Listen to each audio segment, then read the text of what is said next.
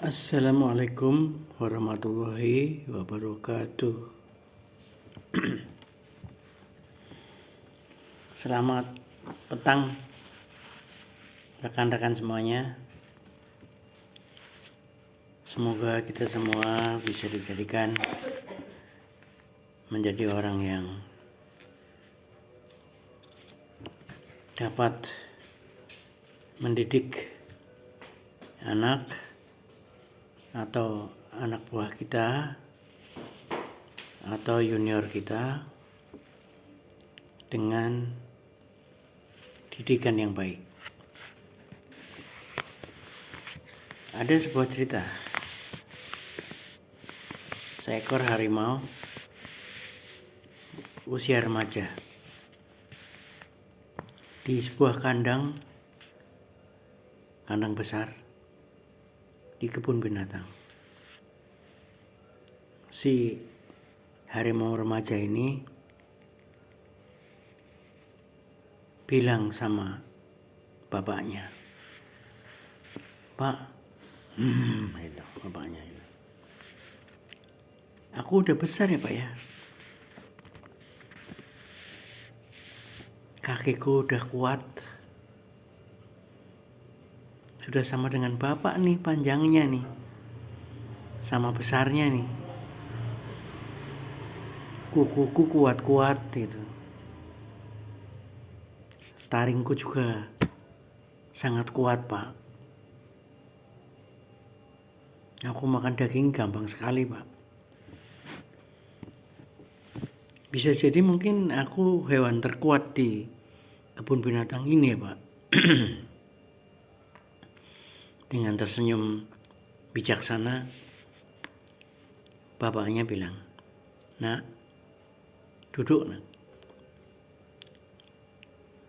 Tak bilangin." "Iya, Pak."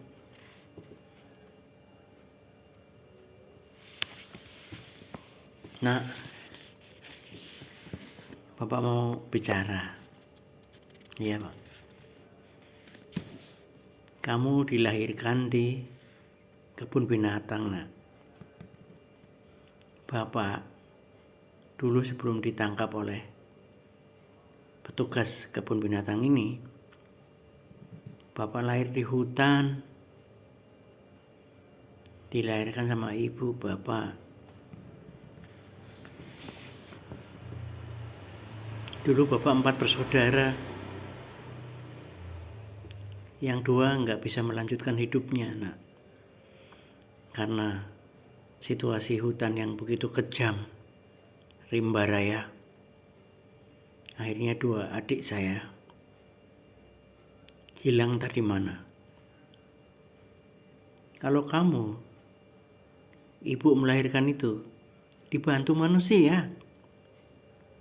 Dibantu perawat-perawat manusia itu. Ya. Kamu makan daging. Daging yang udah dipotong-potong sama petugas. Bapak dulu berburu sendiri, nak. Usia 2 tahun Bapak berburu sendiri, mencari kijang, mencari domba, bahkan kadang mencari sapi yang besar-besar.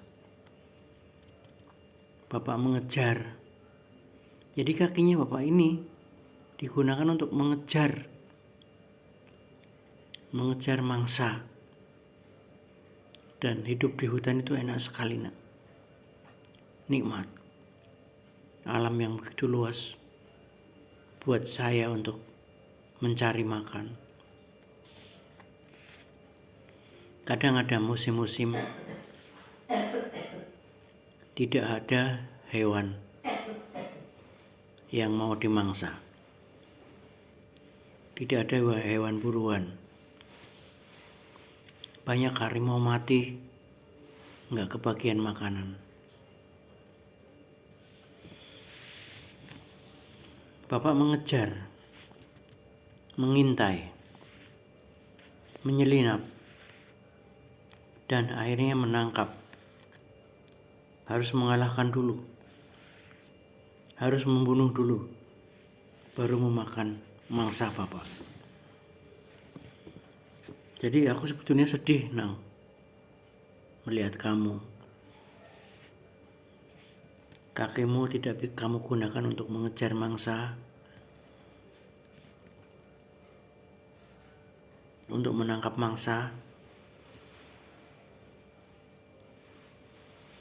Gigimu tidak digunakan untuk berkelahi dengan sesama predator. Bagaimana jika petugas kebun binatang ini tidak mengirimkan makanan lagi? Begitulah ceritanya. Jadi si anak merasa bangga dengan kakinya yang kuat, dengan cakarnya yang kuat, dengan giginya yang kuat. Tapi sayang, harimau itu ada di kebun binatang, terpenjara di kebun binatang. Teman-teman, jangan terlalu memanjakan anak. Nanti dia jadi lemah. Sebaliknya, jangan terlalu keras kepada anak. Nanti dia jadi trauma. Pujilah dia saat dia berprestasi. Tapi ingatkan dia bahwa kepintaran itu tidak kelak untuk dirinya sendiri. Jangan jadikan pujian itu sebagai membuat dia berbangga diri. Akhirnya dia jadi over pede. Dia jadi narsisius. Seolah-olah dia yang paling baik. Bahwa selain pintar, tetap harus berakhlak yang baik. Harus sopan. Harus berbudi. Harus menyenangkan orang lain.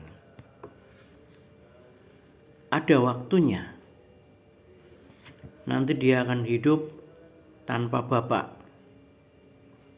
karena bapaknya udah meninggal duluan, atau tanpa ibu, atau tanpa kedua-duanya. Ini kenyataan, ini logika, ini fakta. Tidak ada orang tua yang hidup melebihi 100 tahun. Kalaupun ada, hanya sedikit aja. Sementara anak pasti lebih muda dari orang tuanya. Jadi dia, anak Anda, harus tahu itu. Jangan terlena bahwa selamanya orang tuanya masih ada. Dia harus mulai bisa membawa dirinya di lingkungannya, membawa dirinya sendiri, membawa kemampuannya sendiri, kekuatan cakarnya, keahliannya, itu harus dikembangkan untuk bisa hidup di belantara kota, bisa hidup di perantauan. Kalau kita punya warisan itu ada dua. Warisan harta untuk anak, warisan ilmu untuk anak. Jadi sebaiknya, sekuat-kuatnya orang tua itu adalah orang tua yang hartanya berlimpah dan ilmunya banyak. Namun kadang tidak semuanya ideal. Ada yang hartanya sedikit, ilmunya banyak. Ada yang ilmunya sedikit, hartanya banyak. Tapi yang pasti, kalau warisan harta itu akan habis. Sementara kalau warisan ilmu itu akan bertambah. Demikian. Assalamualaikum warahmatullahi wabarakatuh.